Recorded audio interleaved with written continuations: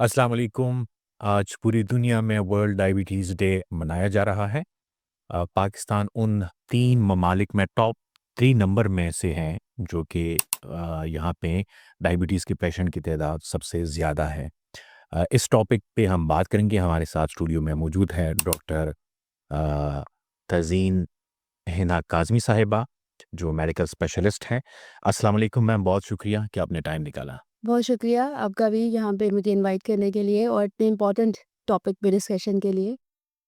जैसे कि आपने कहा कि आज वर्ल्ड डायबिटीज़ डे मनाया जा रहा है, तो मैं इसके बारे में भी थोड़ा बात करना चाहूँगी कि 14 नवंबर वही वर्ल्ड डायबिटीज़ डे क्यों मनाया जाता है। बेसिकली ये फ्रेडरिक बेंटिंग थे जिन्होंने फर्स्ट टाइम इंसुलिन डिस्कवर की थी अपने एक साथी के साथ, चार्ल्स बेस्ट के साथ 1922 में। उनकी बर्थडे बेसिकली 14 नवंबर को सेलिब्रेट होती है, तो that's why diabetes day 14 November is chosen as a day of diabetes day. हुँ।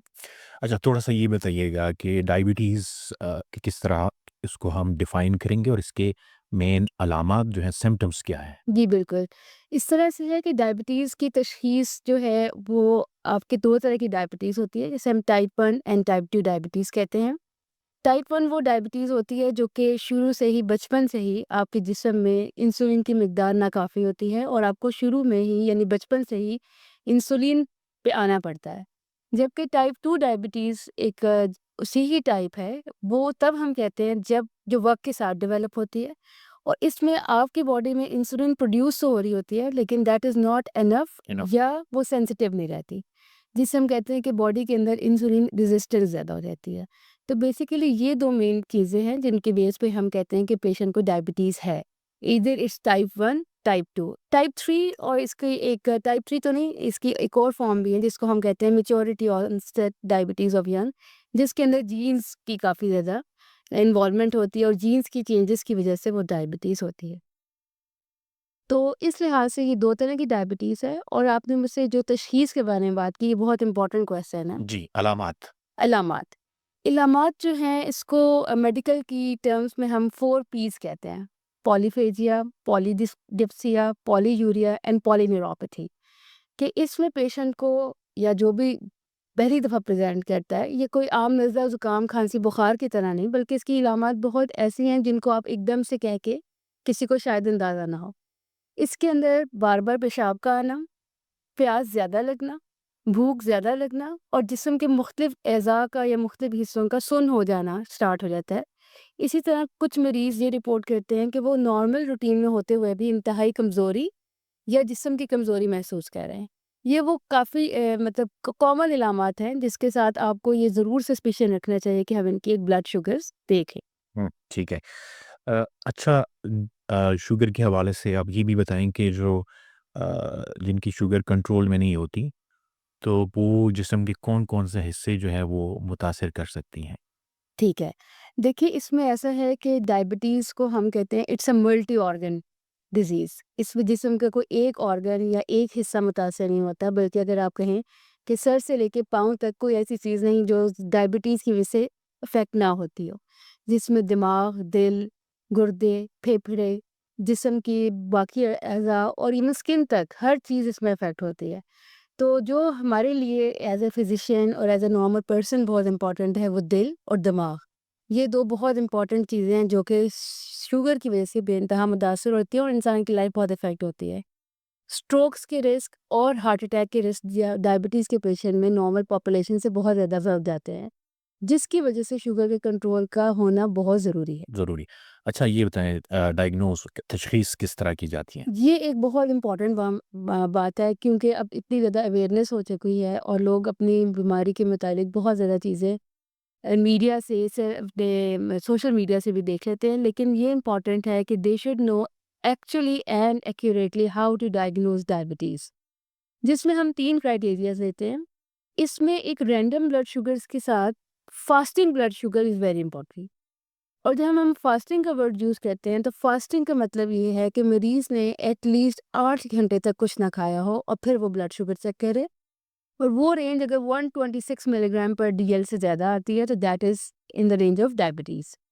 इसी तरह खाने के 2 घंटे बाद, रैंडम आपने कोई इस तरह नहीं करना, खाने के एटलीस्ट 2 घंटे बाद अगर शुगर 200 से ज़्यादा है और HbA1c वो एक बहुत रिलायबल टेस्ट है, अगर उसकी मिकदार 6.5% से ज़्यादा है, इनमें से कोई भी 2 टेस्ट किसी एक वक़्त में पॉज़िटिव हों तो इट इज़ डायबिटीज़, या इनमें से कोई एक टेस्ट 2 दफ़ा रिपीट किया हो। फॉर एग्ज़ाम्पल आज आपने अपनी फास्टिंग शुगर चेक की और वो ज़्यादा आई, तो हम इसे एक रीडिंग की बेस पे आपको डायबिटीज़ नहीं कह सकते। अगर आप इसको 2 मुसलसल 2 दिन चेक करें, फास्टिंग चेक करें और दोनों दफ़ा फास्टिंग हाई रेंज में आ रही है, फिर हम इसको डायबिटीज़ कहेंगे। या एक ही दफ़ा में आपने 2 मुख्तलिफ टेस्ट करवाए और दोनों डायबिटिक रेंज में आ रहे हैं, फिर हम आपको डायबिटीज़ लेबल कर सकते हैं। अच्छा, HbA1c का आपने ज़िक्र किया 5 पॉइंट 6.5 5 6.5, इससे अगर अबव हो तो डायबिटीज़ है। जी, इससे नीचे प्री डायबिटिक कह सकते प्री डायबिटिक हैं। जी। एग्ज़ैक्टली। अच्छा, इसमें आप ये भी बताएँ कि ज़्यादातर लोग जो हैं उनका प्री डायबिटिक आता है और उसमें एक मेन कॉज़ जो है वो वजह जो है वो ये है कि वेट की वजह से या लाइफ़स्टाइल की वजह से। तो उसको किस तरह रिवर्स कर सकते हैं? प्री डायबिटीज़ एक किस्म की अल्लाह ताला की तरफ से वार्निंग चल रही होती है कि आपने अपने आप को इसी स्टेज पे अगर प्रिवेंशन की तरफ आ जाएँगे, तो आप शुगर होने से या डायबिटीज़ होने से अपने आप को बचा सकते हैं। और उसमें एक इम्पॉर्टेंट चीज़ ये है कि आपकी वज़न कम करना डायबिटीज़ से डायरेक्टली लिंक्ड है। अगर आपका बीएमआई 18 से 25 के अंदर फ़ॉल करता है, तो आप शुगर को कंट्रोल या ख़त्म भी कर सकते हैं। वो तमाम अफ़राद जिनकी रीज़न ही मोटापा या इस वजह से वो शुगर की तरफ जा रहे होते हैं, वो कंप्लीट रिवर्स कर जाते हैं टुवर्ड्स नॉर्मल, अगर वो अपना वेट रिड्यूस कर लें और अपना लाइफ़स्टाइल को मॉडिफ़ाई कर लें। इवन विदाउट मेडिकेशन उनकी डायबिटीज़ ख़त्म होते हैं। हो जाइए। अच्छा, इसी क्वेश्चन को आगे बढ़ाते हैं जी। बताएँ कि मेडिसिन जो है उससे इलाज मुमकिन है डायबिटीज़ का, या जो लाइफ़स्टाइल है एक्सरसाइज़ेज़, वेट? देखिए, जो मेडिसिन्स हैं वो तब तक काम नहीं करेंगी जब तक आप लाइफ़स्टाइल को मॉडिफ़ाई नहीं करेंगे। तो आप ये कह लें कि ये दोनों हाथ में हाथ डाल के चलती हैं ये दोनों चीज़ें। ये एक-दूसरे के लिए बिल्कुल ऐसी ही ज़रूरत है इन दोनों को एक-दूसरे की, कि जैसे एक एक काम करेगी तो दूसरी चीज़ ना करे तो वो काम नहीं करेगी।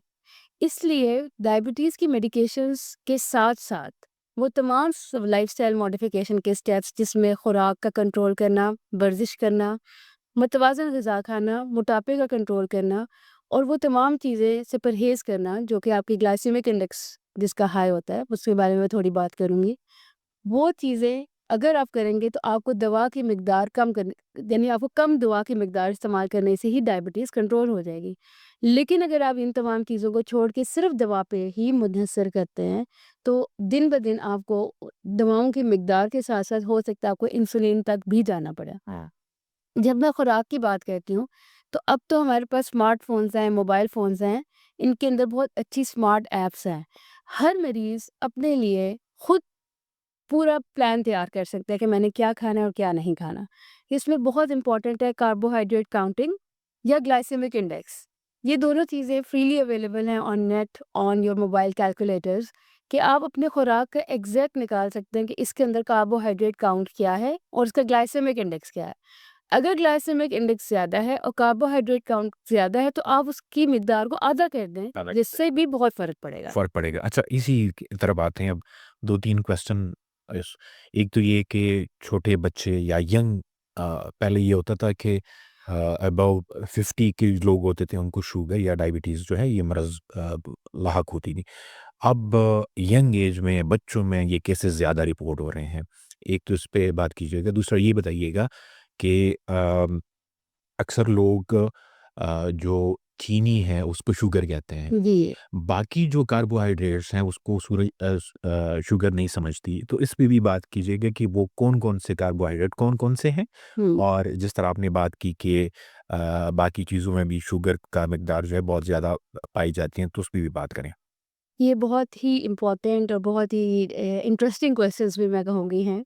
बच्चों में डेफ़िनेटली बच्चों में और टीन एज के ग्रुप्स में डायबिटीज़ का इंसिडेंस बढ़ता जा रहा है और इसकी एक बहुत बड़ी रीज़न हमारे लाइफ़स्टाइल है। जो एज ग्रुप बच्चों की फ़िज़िकल एक्टिविटीज़ में गुज़रनी चाहिए, वो उनकी आजकल गुज़रती है इन फ्रंट ऑफ स्क्रीन्स, और जो हेल्दी डाइट उनको रिक्वायर्ड है in the form of good carbohydrates and proteins, वो उसकी जगह ले रही है जंक फूड्स ने। ठीक है। बच्चे आप देखते हैं स्क्रीन्स के आगे बैठ के साथ-साथ वो कोई चिप्स का पैक या कोई फास्ट फूड्स या कुछ जूसी ड्रिंक्स उन्होंने अपने पास ज़्यादातर रखी होती हैं और ये इंतहाई ख़तरनाक है। इसकी वजह से बहुत ही अर्ली ऑन उनका इंसुलिन का लेवल बॉडी में डेफ़िसिट हो जाता है and they become diabetic very early on. तो इसमें खुराक और स्क्रीन टाइम्स दोनों बहुत इंपॉर्टेंट किरदार अदा कर रहे हैं। अभी मैंने एक रीसेंट गाइडलाइंस देख रही थी। फर्स्ट टाइम मैंने ये चीज़ मेरी नज़र से गुजरी कि उन्होंने स्क्रीन टाइम को गाइडलाइंस में डाल दिया है कि हर बच्चे का 2 घंटे से ज़्यादा स्क्रीन टाइम नहीं होना चाहिए। नॉन एकेडमिक, जिसमें वो कुछ नहीं कर रहा लेकिन सिर्फ स्क्रीन्स देख रहा है, इवन इसमें टेलीविजन भी इंक्लूडेड है। इट और वो एक रिस्क फैक्टर बन चुका है टुवर्ड्स डायबिटीज़। तो बच्चों के लिए फिजिकल एक्टिविटीज़ और इन सब जंक फूड्स के साथ को अलहदा करके वो हेल्दी डाइट की तरफ आ जाए। जहाँ तक आपने बात की कि आप शुगर के लोग सिर्फ मीठे को ही शुगर समझते हैं और अक्सर आपने देखा होगा कि लोग सिर्फ चाय में चीनी नहीं डाल रहे, जी। बाकी सब खाते हैं। हलवा खा लेंगे हाँ। और बेकरी आइटम्स बहुत शौक से खाएंगे कि इनसे शुगर नहीं होती, चीनी में rice, exactly rice, white bread. तो इसमें बहुत इंपॉर्टेंट है ये बात देखना कि जो चीज़ ज़बान को मीठी लगती है वो मीठी है, उससे आपने परहेज़ करनी है और उसके मुतबादिल आपने वो चीज़ खानी है जो कि बेशक मीठी ना हो, लेकिन वो खुराक में मुतवाज़न हो। ठीक है। जैसे मैं कहूँ कि आप बेकरी आइटम्स कट करके फ्रूट्स पे आ जाएँ। आप ये नहीं कर सकते कि आप चीनी छोड़ के शक्कर और गुड़ का इस्तेमाल शुरू कर दें। They are also very, very high sources of sugars and they can cause a very high rise in blood sugar. अच्छा, मतलब चीनी के अलावा गुड़ जो है उसमें भी यही मिकदार आप पाई जाती है? एग्ज़ैक्टली। अच्छा, और इसमें ये भी है कि जो हम ये मकई की जो रोटी है, हुँ। उसको भी हम कहते हैं कि जिसमें शुगर नहीं है, उसमें कितनी हकीकत है? ये बात सही है। देखिए, ये अगेन जो मैंने आपसे थोड़ी-सी बात की थी ग्लाइसेमिक इंडेक्स के बारे में हाँ, वो और हाई ग्लाइसेमिक इंडेक्स और वो, ये अगर हम आटे की भी सिर्फ बात करें, तो आटे के अंदर भी अगर आप चोकर वाला आटा इस्तेमाल करें, जिसको छानें नहीं, उसमें मिक्स ना करें, तो that is much more better than a simple processed आटा, ठीक है? क्योंकि उसमें फाइबर कंटेंट ज़्यादा हो जाता है और वो चीज़ भी मरीज़ की शुगर को कंट्रोल करने में बेतहाशा मदद देती है। हाँ। जो मकई की रोटी की बात है, अगेन इसमें वही बात है कि अगर आपका फाइबर अच्छा है और आपके कार्बोहाइड्रेट कंटेंट्स कम है, तो it is more better than a simple गंदम के आटे की रोटी।